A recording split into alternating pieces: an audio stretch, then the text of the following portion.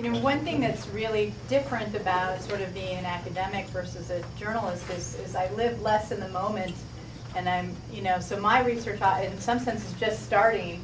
People call me and ask me all kinds of questions during the campaign, but of course until the data comes in, I don't get my hands dirty, and you guys are all moving on. By the time I do my analysis, you're not interested anymore in what I know about this election. So I tried to put together some tables and stuff of just stuff that I could pull off right now, and in terms of what I'm thinking about, what is New Mexico's electorate looking like. I have a whole bunch of projects in the field right now, just to tell you the kind of data collection that we're doing on this election. A lot of my work right now is focused on election administration and sort of voter confidence and issues like that. So we actually have, Brian Sanderoff has a phone survey in the field. We actually have an internet survey as well. It's identical, so we can make some interesting comparisons between those two.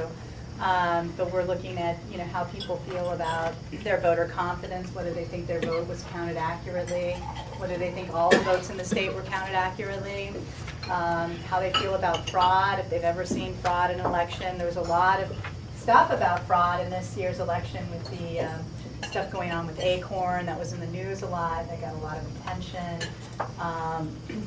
What was going on in terms of looking at particular voters and whether or not they had been, their registration had been changed. So we're asking a whole bunch of questions about people's attitudes towards voter ID. We had 22 academics in the field on election day in 4 counties, in Doña Ana, Santa Fe, Bernalillo, and San Juan. And we were going precinct to precinct, observing voting, observing the process and how it was going, observing how voter ID was taken. As far as we can tell, voter ID is unique to each precinct and changes a lot. I would say for the most part, the law is not used. I would say about 5% of the cases the voter ID is done correctly from what we can tell. I'd say about 90% of the cases, and these are just guesses from our estimates right now because we're putting them in the computer, were done just with your name or name and address or name and birth year, but not your name, address, and birth year. Or some people at precincts there was very few precincts where people were asking for photo ID, but we did find precincts where people were also asking for specific ID. So we had 22 academics in the field on election day, and this research is being funded by Pew Charitable Trust. We have a voter confidence survey in the field right now, and we're adding on to that a poll worker survey. So we can sort of do a nexus of voters, what happens in precincts, and then also how poll workers' attitudes are to what happens in the election. So we have a lot of things still going. We're also working on a second project that we've done previously, where it's a very qualitative study where we look at the election and we collect all of the mail. If you're in the League of Women Voters, you've got a letter from me asking you to save your mail from the campaigns, and you may have noticed or not noticed that Pierce did not have a single mailer this year in his. We just noticed that like Friday. That he didn't have not one mail. He didn't, and we talked to him, and he did not send out any mailings, which was very surprising, very unusual. I know you got a lot of mail. It's hard to believe you didn't get any from Pierce, but you did not. You know, that's not where they were investing their resources. It was a resource issue, and usually a lot of the mail comes from the RNCC, and since the RNCC wasn't putting, or in this case the RNSC, wasn't putting any resources into that race, then they just didn't have as much mail. But usually they have some mail on their own, so the fact that they didn't is highly unusual. So we collect all the mail, and we go look up all the ad buy data, and we get all the commercial data, and we try to figure out a story about sort of qualitatively what happened over the course of the election and what their message was from their advertising, both mail and what they do on TV. And we talk to all of the principals that we can. And so we're looking at the Senate race, the CD1 race, and the presidential race. So those are sort of all the post-election projects we have on the board now. What I did is I wanted to look at, I've been sort of looking at data on New Mexico for quite a while, but going back to 2000 is sort of when things got really interesting around here, because in 2000, you may remember, the state just barely went for Gore, right? 316 votes.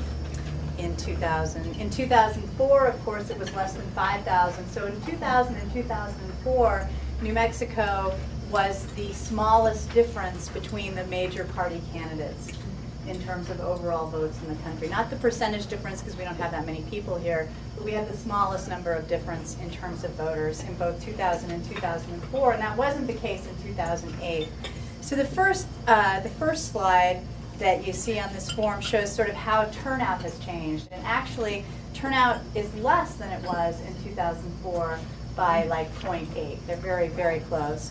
One is 69 and one is 68.2 or something like that.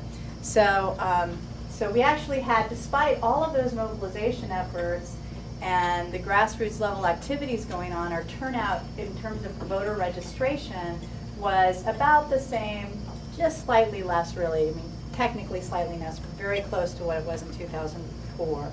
So we saw this mobilization. We also saw a huge registration increase.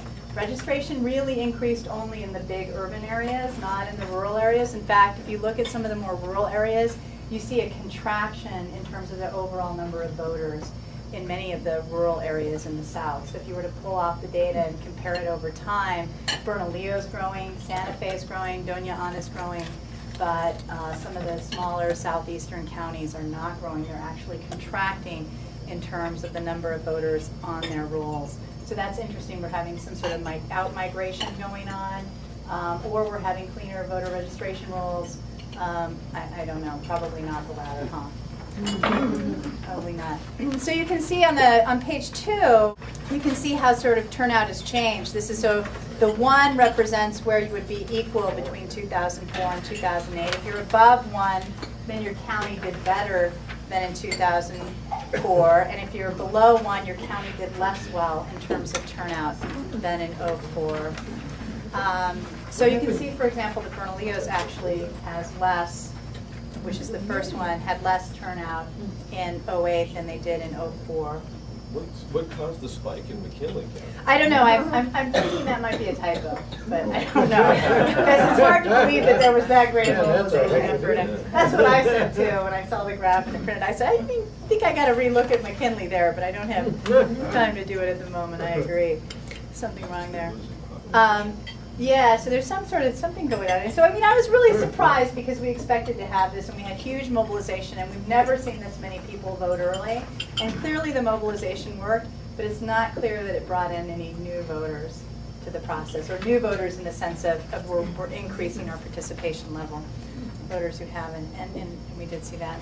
What's really interesting, too, and I think this is part of certainly a national trend, is if you look on the 3rd slide, what we're seeing in terms of party registration change over time is that we're increasing, and this is non-major party registration is what you're looking at. So in 2000 there was about, say, I don't know, 12% or something like that, or a little less, I guess, in terms of non-major party, non-Democrats and Republicans in the state. And that's increasing over time to where we're getting pretty close to 15% of our electorate is not registered with a major party.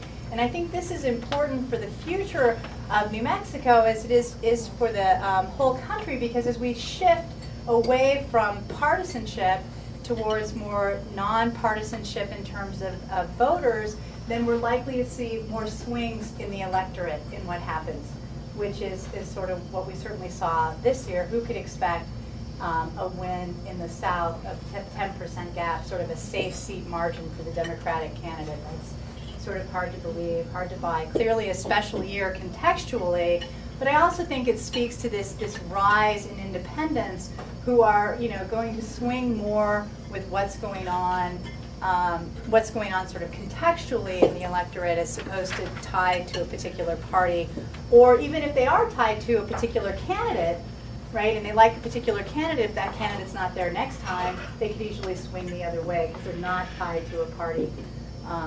They're tied to a specific individual. So I think that's important sort of for the future of New Mexico elections in terms of thinking about what this means, because we know that there's this potential for more volatile elections in terms of swinging. And at the same time that that's happening, I think there's also going on in New Mexico, and we see this nationally, this sorting of individuals into partisanship.